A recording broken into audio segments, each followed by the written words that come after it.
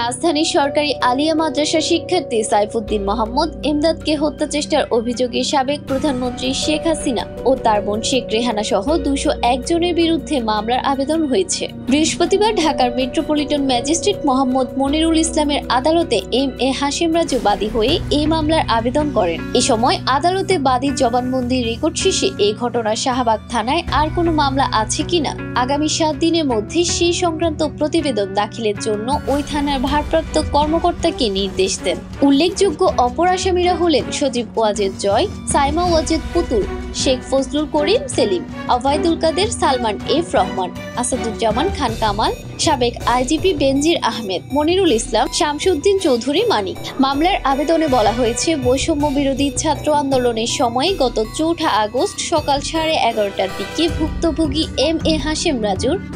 হাশেম রাজুর নেতৃত্বে কেন্দ্রীয় শহীদ মিনার থেকে পরিবেক হোটেল ইন্টারকন্টিনেন্টালের সামনের মোড়ে এসে পৌঁছান।